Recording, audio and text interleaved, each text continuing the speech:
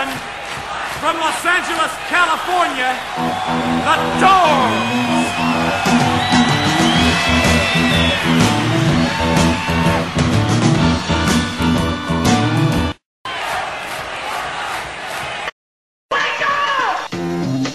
Some bands think of rock as daytime music. Others consider it a roadmap to the blackest part of the night. The Doors always took their inspiration from the darkness. Led by singer Jim Morrison, the band combined poetry and theater. They investigated places where dreams and nightmares collided. They brought an underground vision to the top of the charts. The Doors are legends. This is their story. Bring on to the other side. Bring on to the other side. Bring on to.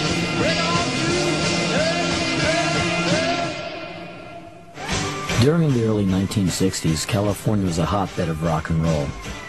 The Beach Boys set the tone for a lifestyle of fun, fun, fun. By mid-decade, San Francisco is a haven for the hippies and their smile-on-your-brother attitude.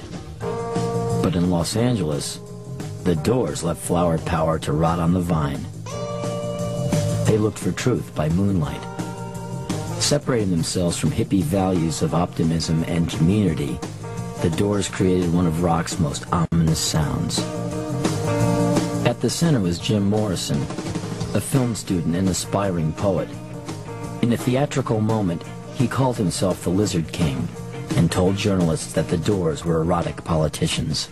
I think these days, especially in the States, you have to be a politician or an assassin or something to really be a superstar. Like the Stones in the Velvet Underground, the Doors flirted with danger. They stood for investigating the extremes of every situation. We want the world and we want it now. Right, Mama? Now.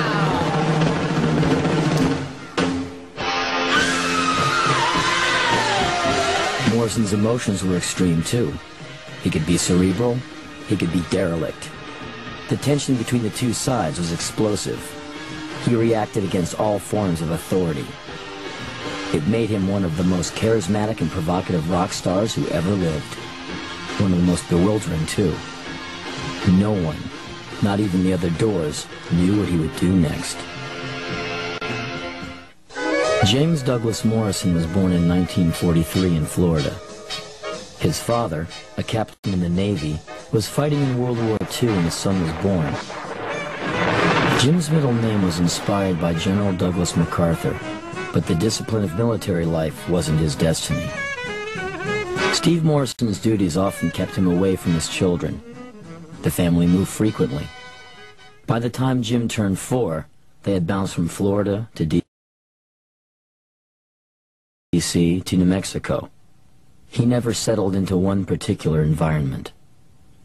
A chubby kid, Jim had a wild streak. He taunted his siblings, Ann and Andy, and got attention by throwing fits. And when that didn't work, he'd retreat to his books. A favorite subject was reptiles. Life in Albuquerque provided plenty of opportunity to investigate the desert creatures. Young Jim was fascinated by lizards. I'm a lizard king. I can do anything. As an adult, Morrison told his friends that he had a life-altering experience at the age of 4. While the Morrison family was driving to Santa Fe one day, they came across a crash on the highway.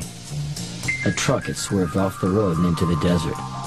Several Native Americans had been riding in the back. One died in the crash. Some were thrown from the truck, badly injured. The Morrisons stopped to help, and Jim couldn't take his eyes off the scene. Years later, he said that an Indian spirit took possession of him that day. Indians scattered on God's highway bleeding. Ghosts grabbed the young child's fragile eggshell line. In high school in Virginia, Jim shunned hobbies and sports. He was a class clown who loved the satire of Mad Magazine but managed to get good grades. An IQ test placed him in the genius range. He investigated philosophy, mysticism, and art. Jack Kerouac's On the Road was a favorite book. Morrison was attracted to an anything-goes kind of freedom. Soon, Nietzsche was also on his reading list. He often rebelled against the middle-class life his family lived. Jim relished the chance to be on his own in college. First, he went to school in Florida, where he read incessantly. He was intrigued by texts that dealt with the psychology of crowds. At one point, Morrison urged some friends to help him start a riot, just to see what the outcome would be. They declined. Against his parents' wishes, he transferred to UCLA to study film. He told his friends that film was where the unconscious part of life was most eloquently expressed.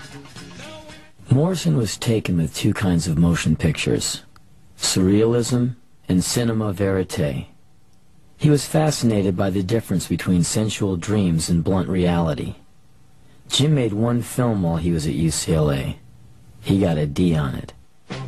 He fell in with several students who were dedicated to art, and some who made an art of partying. One pal was in a band with his brothers on the weekends. His name was Ray Manzarek. Ray liked Jim. He thought Morrison was witty, devilish, and smart. Manzarek's group, Rick and the Ravens, was a bar band. They did tunes like Louie Louie, and they'd invite fellow students up on stage to sing along. One night at a local bar, Jim joined too, but he was shy and didn't do much more than shake a tambourine. After graduation, Morrison took an apartment in LA's bohemian neighborhood, Venice Beach.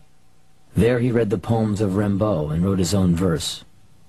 He told one friend he wanted to start a band. "I never went to concerts," he said, "but I heard in my head a band and singing and an audience." He slept on rooftops near the ocean. He crashed at friends' houses. Morrison was living the poet's life. The afternoon he bumped into Ray Manzarek on the beach changed both of their lives. School was finished, we had nothing to do, and Jim was going to New York, I was going to stay in Los Angeles, and about a month into the summer vacation, who comes walking down the beach but Jim Morrison?